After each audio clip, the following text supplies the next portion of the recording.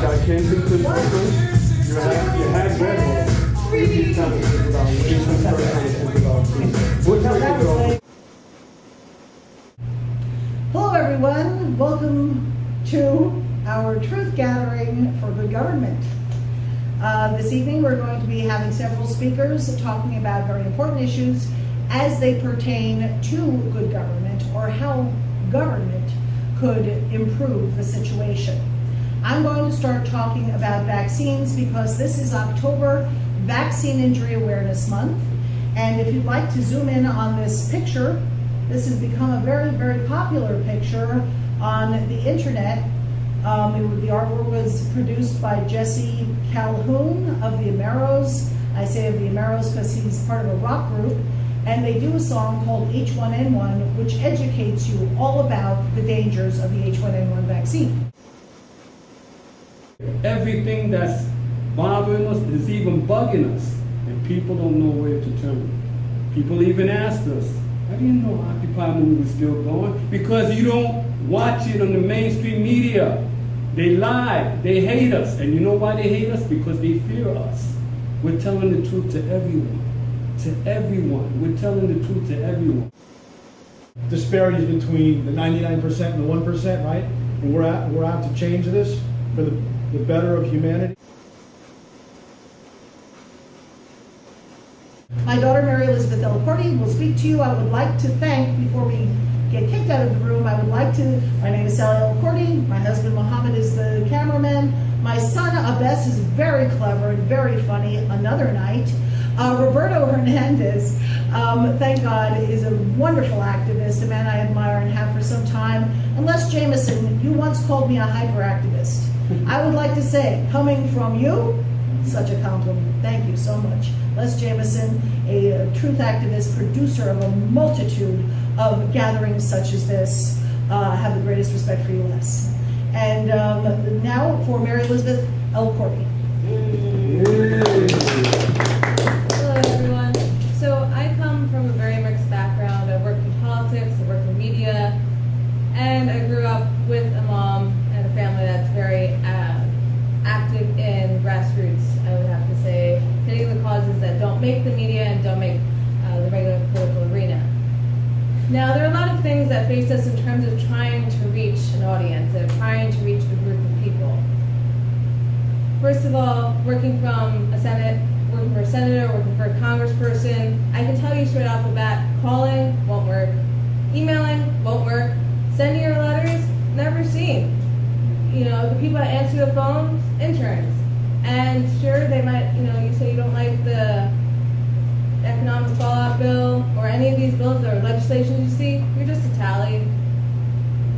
How do you reach these people?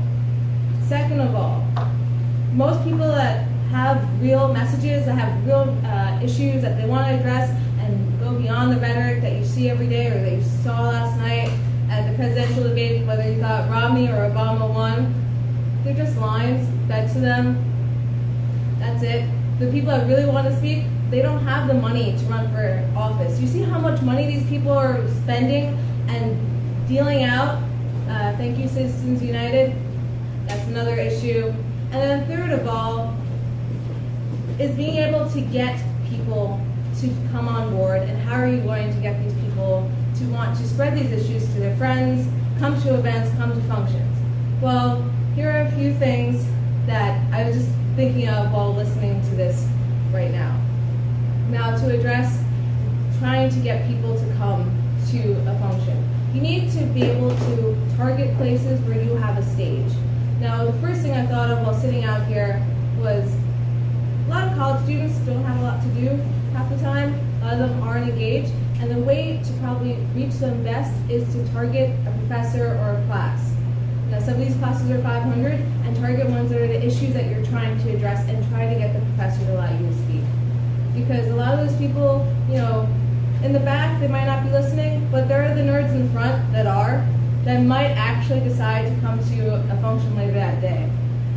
Another place you can go to, every town has a town committee or they have town meetings every week that anyone can go to, and you have a floor, and these people that come to these meetings have some interest in what's going on in their community and some interest in what's going on in their government. Try to speak there. That could possibly work. And third of all, when I was addressing how people can't seem to reach their senators, can't seem to reach their congresspeople, I always tell groups and organizations, go to parades. You have direct access to senators and congresspeople. Whether they like it or not, you have it, because they don't want to show that they don't want to talk to you. And if worse comes to worse, you can give that pamphlet, that sheet of paper to the chief of staff, because they will always be at events. So the best thing to do, instead of calling, instead of writing, instead of emailing, find out where they're having functions. Find out how you can see them in person. Because when I produce a radio show, and whenever I give advice to radio hosts on how to broaden their audience, I say go where the people are going in person. So if you want that senator on your show and they're not answering your phone call, it's because their press person isn't telling the person. They always say go to the top. And the top in that case is a congressperson, the top in that case is the chief of staff, their left-hand, right-hand person that you need to talk to. Now, another thing, in order to get people to come to your functions, people unfortunately only care about things today that affect them personally because they realize that things that affect a multitude of people in terms of community, as long as it's not affecting their wallet, their pocketbook, someone in their immediate family, I'm sorry to say, and it's the truth for the most part, except for you lovely people, is they won't show up. They won't participate. They won't act on it. But what people do care about are topics that affect their pocketbook. So to create functions and events that are built around economic purposes, I always say that a society that is economically stable can start worrying about the other issues, the fracking, the health concerns, the GMOs that were discussed earlier, vaccines. None of these issues can really be discussed if people aren't worrying about having water, having food on their table, and a roof over their head. They will not be discussed, and no one will truly be able to get things accomplished until those things are resolved. And that's going to take some time. We have a pretty heavy deficit, as you just heard. So in order to get your other messages across, create your events based on economic purposes, economic reasons, how, like for instance, a job fair. When radio companies host job fairs, per se, try to have a booth there. Because there are thousands of people that come through. I was at a job fair recently, 5,000 people came through because people are looking for work. People are willing to get off their butts and go somewhere and not watch TV because they are looking for work, they're looking to support their families. So it's just, I remember once I was at an Occupy rally and they had orange fencing everywhere, no one could get out. I said to the person I was with, I'm sure there's a back way. There's some other way to get around this.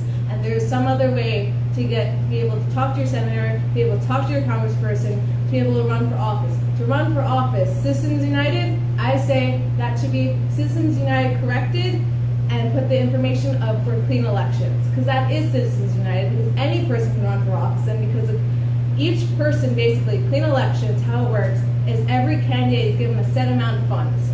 You have to raise up to, depending what level office, there's a certain number of money you have to raise, sure, but it's not an inordinate, unimaginable sum of money. It's a reasonable sum of money, and then the government gives you the rest.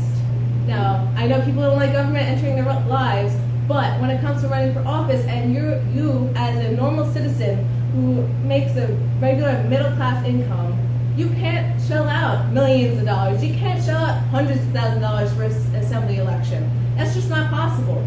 So clean elections is what needs to happen, but because politicians don't want to hear clean elections, and it's not a very fancy or very appealing term maybe to most people recognize Citizens United, right? So Citizens United corrected, sure, if they don't want to repeal it, just say correction. Like they do in New York Times article, correction to Citizens United, clean elections.